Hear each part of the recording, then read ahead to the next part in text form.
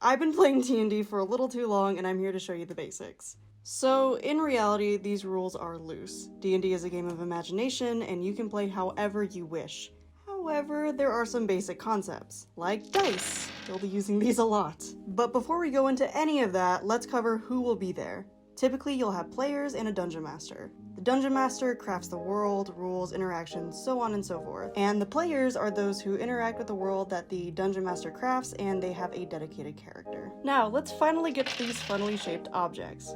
Typically, in a basic set of dice, you have a d20, d12, d10, d8, d6, and a d4. The only one you truly need to focus on is the d20. The d20 essentially determines using a skill, hitting someone, trying to avoid someone hitting you, and so on and so forth. So, in D&D, there's a few basic interactions. They're essentially endless, but think of these as umbrella terms for what you can do.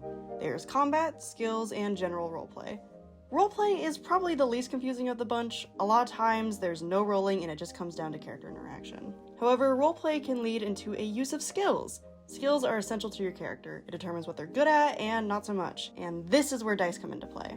Let's say you wanted to lie to someone. To try and get away with it, you'd roll a d20 and then add whatever number you have under your deception skill. Let's say you roll a 10 and your deception score is a 3. Your roll then becomes a 13. Now, how do you know if that's high enough? Well, that's all up to the dungeon master. A DM will often set a DC, difficulty class, which is essentially a benchmark number. Let's say getting away with lying here is a DC of 15.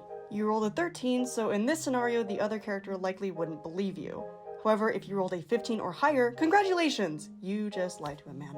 This is essentially how combat works too. Now, the ideas presented in skills apply here, but in terms of damage. Let's use the same numbers. You rolled a 10 to hit someone with your hand axe, and you have a proficiency bonus of 3. That makes that number 13. Your opponent has an AC, meaning armor class, of 15. Because of that, you miss.